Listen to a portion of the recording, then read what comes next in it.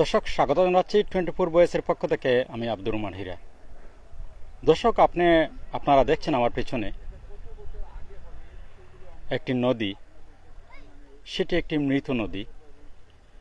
এবং মৃত নদীটি কোনটি সেটি হচ্ছে আমাদের সিলেটের পরিচয় বহনকারী নদী সুরমা নদী। আপনাদের বিশ্বাস হচ্ছে যে এটি সুরমা নদী? মনে হচ্ছে যেন একটি বিল অথবা ক্ষেতের জমি, সেটি সুরমা নদী। এই সুরমা নদী এখন মৃত নদী। সুরমা নদী এটি একসময় এই নদী দিয়ে, এই অংশ দিয়ে বড় বড় জাহাজ, স্টিমার, নৌকা চলত। আজ থেকে প্রায় 100 বছর পূর্বে নৌকা, স্টিমার চলত এই মৃত সুরমা নদীর উপর দিয়ে। এই মৃত সুরমা নদী প্রায় 5 থেকে 6 কিলোমিটার পর্যন্ত এভাবেই আছে। ক্ষেতের জমি অথবা এই শুকনো অথবা ভাড়িঘর রয়েছে 5 থেকে 6 কিলোমিটার পর্যন্ত। কেন 5 থেকে 6 কিলোমিটার পর্যন্ত? এই সুরমা নদী কেটে প্রায় একটি রাউন্ড ছিল এখানে, প্রায় 5 থেকে 6 কিলোমিটার। সেই 5 থেকে 6 কিলোমিটার নদী কেটে 5 থেকে 6 কিলোমিটার পর্যন্ত কমানো হয়েছে। তো ব্রিটিশ শাসন আমলে ব্রিটিশরা সেটি করেছে। অনেক জায়গা ঘুরে যেতে হয়, তাই 5 থেকে 6 কিলোমিটার পর্যন্ত তারা এই কমানোর জন্যে নদীকে সোজা করে, ভরাট করে, মানে নদীকে সোজা করে দেওয়া হয়েছে। এবং এই 5 থেকে 6 কিলোমিটার পর্যন্ত এভাবেই মৃত নদীতে পরিণত হয়েছে। তো আমরা বিস্তারিত এই এলাকার মানুষ যারা আছেন আমরা তাদের কাছ থেকে শুনব। দর্শক, এই দেখুন আপনারা সুরমা নদী। এটি হচ্ছে সুরমা নদী। একসময় এই নদী দিয়ে বড় বড় স্টিমার, লঞ্চ চলাচল করত।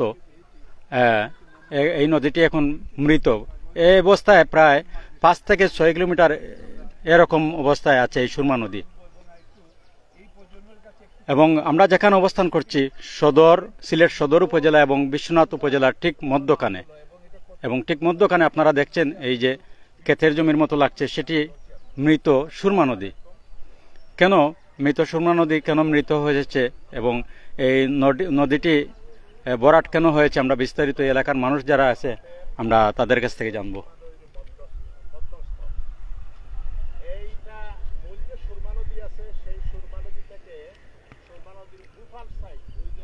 দর্শক, আমরা বিস্তারিত এই এলাকার বাসিন্দা যারা আমরা তাদের কাছ থেকে জানবো। আমরা কথা বলছি এখন সহিবাগঞ্জ মাদ্রাসার সহকারী শিক্ষক মোহাম্মদ ফয়জুর রহমান। আমরা তার কাছ থেকে বিস্তারিত জানবো যে সুরমা নদী, মৃত সুরমা নদী, এই অংশকে মৃত সুরমা নদী কেন বলা হয়, কি কারণে এবং কবে এটি ভরাট হয়েছে, কেন, বিস্তারিত আমরা তার কাছ থেকে জানবো। 24 ভয়েসের পক্ষ থেকে আপনাকে স্বাগত জানাচ্ছি। যদি আপনি এই মৃত সুরমা নদীর সম্বন্ধে যদি বিস্তারিত আমাদেরকে বলেন। আসসালামু আলাইকুম। সম্মানিত 24 থেকে আসা আমার সহকারী ভাই, আমরা সুরমা নদী, এইটা আগে এই নদী দিয়া জাহাজ পর্যন্ত চলত। এবং এই নদী থেকে, এই নদী সেই বনপুর পশ্চিম দিক দিয়া, এদিক থেকে আবার এই বাসিরপুর হয়ে এই নদীটা তারপরে সিলেট এদিকে পশ্চিম দিকে গেছে। কিন্তু বিষয় হচ্ছে এরপরে এখানে যে একটা বিরাট বড় একটা মুড়া, এটা আমরা এলাকার মধ্যে হয়, এই মুড়াটা এটা রাউন্ড। এই রাউন্ডও যারা আগে নৌকা চালাইতা, এরা বিশেষ করিয়া দড়ি টাইনিয়া নৌকা চালাইতা, গুণ টাইনিয়া নৌকা চালাইতা। তো এরার 1 দিন 1.5 দিন এখানে সময় লাগতো। এবং কোনো সময় এখানে মধ্যে এত স্রোত ছিল, স্রোতের কারণে কোনো সময় নৌকা এখানে এই ডুবিয়া যাইত অনেক। সেই সময় ব্রিটিশ সরকার, আমার এই সময় ছোট না, আমি শুনছি, আমার মা বাবাও বলেছেন। তারপরে ব্রিটিশ সরকার সেই সময় এই গুফাল থেকে হাউসা পর্যন্ত এই নদীটারে সোজা করিয়া দেওয়ার কারণে এই নদীটা আবার মরে গেছে। এই মরে যাওয়ার কারণে এখন এই নদীতে, মানে আগে গোপাল থেকে হাউসা পর্যন্ত যেতে 3 ঘন্টা লাগতো। 3 ঘন্টা সময় লাগতো। 3 ঘন্টা সময় কমানোর জন্য কি করা হয়েছে? এই নদীটারে খাটিয়া সোজা করিয়া দেওয়া হয়েছে ব্রিটিশ সরকারের সময়। এই সময় বাংলাদেশের আগে, বাংলাদেশ হওয়ার, পাকিস্তান হওয়ার আগে এটা ব্রিটিশ শাসন আমলে করা হয়েছে। এখন এখন এই যে জায়গাটুকু কত সময় লাগে? আগে লাগতো 3 ঘন্টা, এখন কত সময় লাগে? এখন বেশি সময় লাগলে 10-15-20 মিনিট এই সময়ের ভিতরে। 3 ঘন্টার পরিবর্তে এখন যে 20 মিনিট, 15-20 মিনিট সময় লাগে। জাহাজ নৌকা যাইতে কোনো অসুবিধা হয় না। অসংখ্য অসংখ্য ধন্যবাদ। দর্শক, আমরা শুনলাম কেন এই নদীকে মৃত নদী বলা হয় কেন। ব্রিটিশ শাসন আমলে যে জায়গাটুকু মানে ঘুরতে 3 ঘন্টা সময় লাগতো, এই 3 ঘন্টা সময় লাগার কারণে, এবং আগে এক সময় নৌকাতে গুণ টানা হতো, মানে কয়েকজন 3-4 জন লোক একজন বুঝাই নৌকা টেনে নিয়ে যেতেন গুণ। তো সেই গুণীরা যখন মানে হাঁটতেন তখন এই এলাকাটুকু পার হতে প্রায় 3 ঘন্টা সময় লাগতো। সে সময় ব্রিটিশ শাসন আমলে একথা চিন্তা ভাবনা করে ব্রিটিশ শাসন আমলে তারা এই নৌকা এই রাউন্ডটিকে নদীটিকে সোজা করে দেওয়ার জন্য এই নদীটি মৃত নদীতে পরিণত হয়েছে, এবং যে এলাকাটি ঘুরে মানে 3 ঘন্টায় ঘুরতে হতো সেই এলাকায় এখন মাত্র 15 মিনিটে পার হওয়া যায়। মানে অর্থাৎ 5-6 কিলোমিটার ঘুরে যেতে হতো একই জায়গায়, সেই জায়গাটুকু সোজা করে নদী খনন করা হয়েছে, এবং এই এলাকাটুকু মাত্র 10-15 মিনিটে পার হওয়া যায়। যার জন্যে এই ব্রিটিশ সরকার তখন এই 5-6 কিলোমিটার নদী ভরাট করে সোজা করে দিয়েছে। এই জন্য এটাকে মৃত নদী বলা হয়। এবং এই নদীতে এখন আপনারা দেখছেন ক্ষেত হচ্ছে, মাছ ধরা হচ্ছে, এবং বিভিন্ন অংশে বাড়িঘর পর্যন্ত হয়ে গেছে। তো আমরা আরো কথা বলবো, এই এলাকায় একটি ঐতিহ্যবাহী একটি মাদ্রাসা রয়েছে, সহিফাগঞ্জ আলিম মাদ্রাসা, এবং সহিফাগঞ্জ আলিম মাদ্রাসার একজন প্রিন্সিপাল মোহাম্মদ আব্দুর রউফ, তিনি আমাদেরকে বলবেন। আমরা তার কাছ থেকে বিস্তারিত আরো শুনবো। তো এর আগে আপনাদেরকে দেখাচ্ছি, দেখুন বিশ্বনাথ এবং সিলেট সদর উপজেলার মধ্যখানে এই সুরমা মৃত নদীর অবস্থান। এই সুরমাকে নিয়ে অনেক গল্প রয়েছে, সুরমাকে নিয়ে অনেক গান রয়েছে, সুরমাকে নিয়ে অনেক কবিতা রয়েছে, মানে অনেক সুরমাকে নিয়ে অনেক কিছু রয়েছে। অনেক কবিরা, অনেক শিল্পীরা সুরমাকে নিয়ে অনেক কিছু গল্প লিখেছেন, গান লিখেছেন, কবিতা লিখেছেন। এবং আপনারা কি জানেন যে মৃত সুরমা নদী প্রায় 5-6 কিলোমিটার পর্যন্ত মৃত সুরমা নদী, এবং আজ থেকে প্রায় 100 বছর পূর্বে এদিকে বড় বড় নৌকা, জাহাজ, স্টিমার, মালবোঝাই নৌকা, মালবোঝাই স্টিমার আমরা যেখানে দাঁড়িয়ে রয়েছে এদিকে চলাচল করত। আমরা অনেকেই জানি না যে এটি যে 5-6 কিলোমিটার পর্যন্ত এভাবেই সুরমা নদী ছিল এক সময়। কিন্তু ব্রিটিশরা তখন এই 5-6 কিলোমিটার কমানোর জন্য একটি রাউন্ড ছিল এখানে, সেই নদীটিকে খনন করে 3 ঘন্টা, যে রাউন্ডটি 3 ঘন্টায় পাড়ি দিতে হতো, সেই এখন আর মাত্র 15 মিনিটে এই জায়গাটুকু পাড়ি দিতে হয়। যার জন্য ব্রিটিশ সরকার তখন এই নদীটি সোজা করার জন্য, সোজা করে খনন করে দেওয়ার জন্য এই অংশটুকু ভরাট হয়ে গিয়ে এখন মৃত সুরমা নদীতে পরিণত হয়েছে।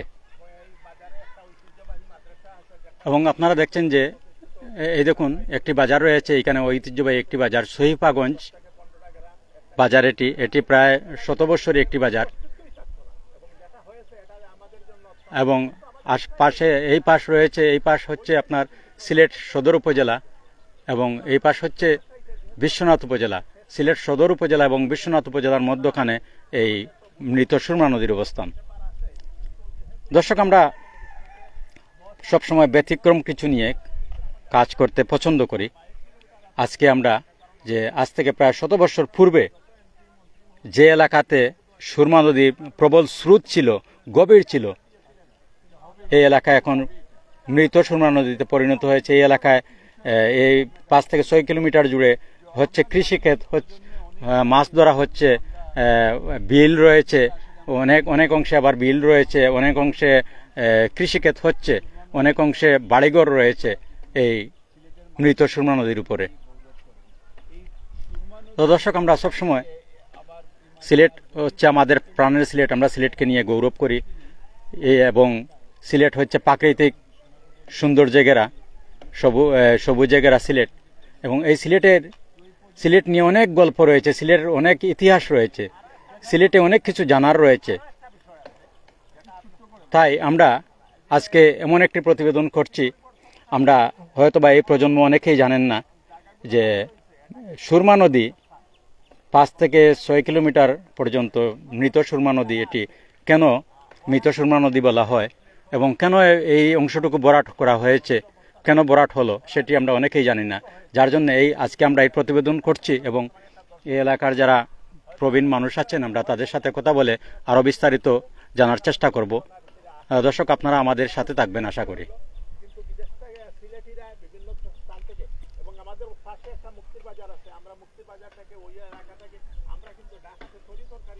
এই এলাকা হচ্ছে কৃষি নির্ভরশীল এলাকা, ধানের সময় ধান হয় এবং এখন এই মৌসুমে হয় শাকসবজি, প্রচুর শাকসবজি হয় এই এলাকায়।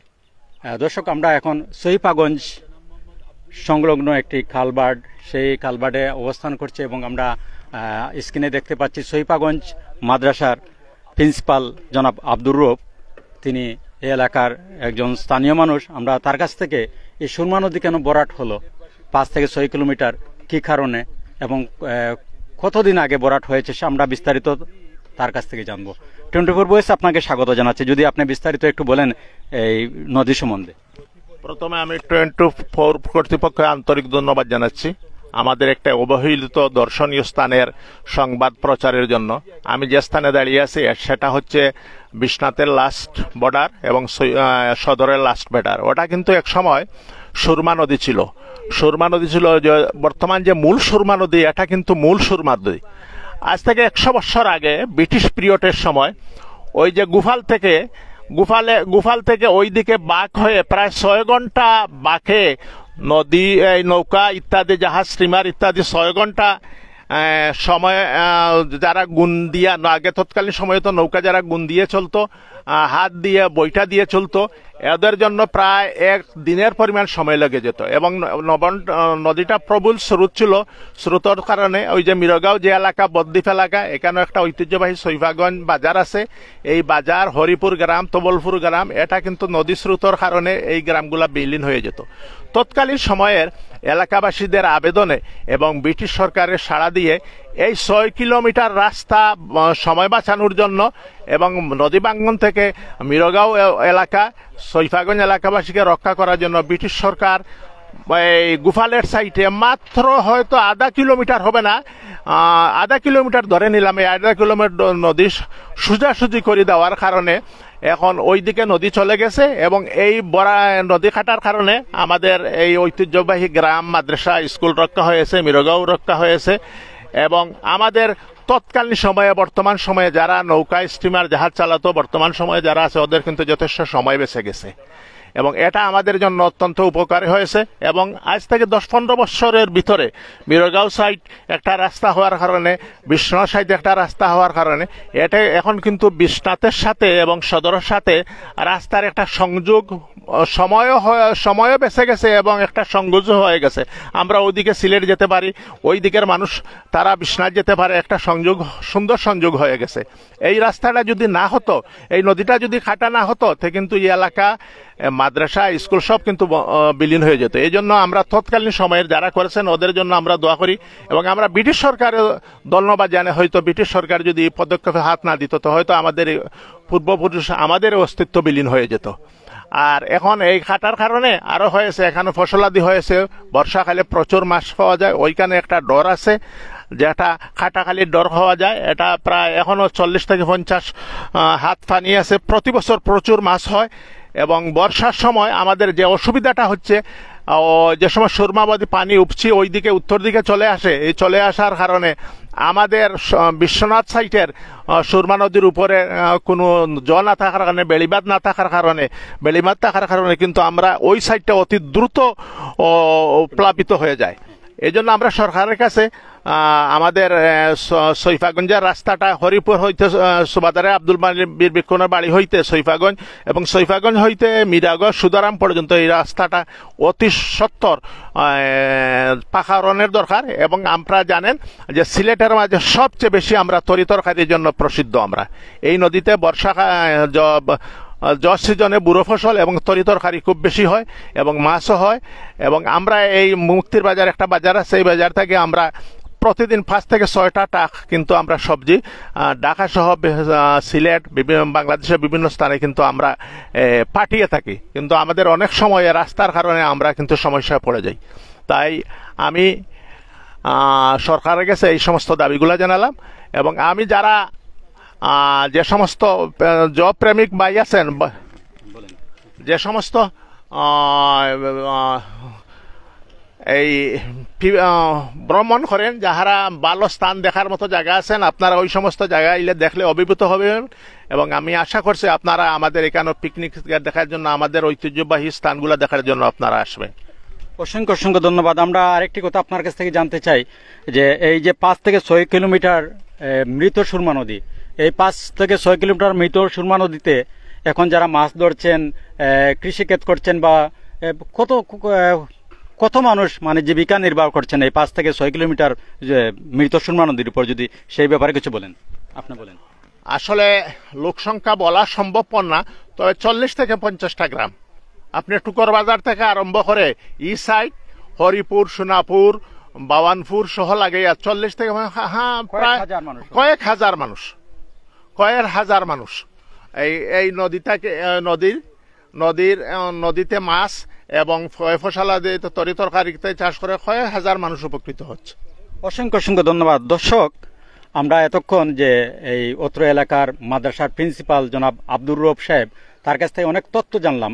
এবং আরও যে জিনিসটি মানে গুরুত্বপূর্ণ জিনিস হচ্ছে, সেই শতবর্ষর পূর্বে থেকে এই সুরমা নদী মৃত হওয়ার পর থেকে এখানে প্রায় 8 থেকে 10টি গ্রামের মানুষ এই সুরমা নদীর উপর কৃষিক্ষেত করে, মাছ ধরে, ফসল চাষ করে তারা জীবিকা নির্বাহ করছেন কয়েক হাজার মানুষ। তো দর্শক, মানে ব্রিটিশ সরকার আমাদের অনেক উপকার করে দিয়েছে। তখন মানে যে জায়গাটুকু 3 থেকে প্রায় 3 ঘন্টা সময় লাগতো একই জায়গায় পৌঁছার, মানে 6 ঘন্টা 5 থেকে 6 ঘন্টা লাগতো একই জায়গায় যাওয়ার জন্য, মানে অনেক ঘুরে সেই একই জায়গায় যেতে হতো নৌকা নিয়ে। সেই জায়গাটুকু সোজা করে দেওয়ার জন্য ব্রিটিশ সরকার উদ্যোগ নেয় এবং নদীটি খনন করে সোজা করে দেয়। এবং এই সময়টুকু বেঁচে যায় যারা আগে গুণ টেনে নৌকা মাল বুঝাই নৌকা এক জায়গা থেকে অন্য জায়গায় নিয়ে যেতেন এবং একটি নৌকাতে 3-4 জন পর্যন্ত গুণ টানতেন।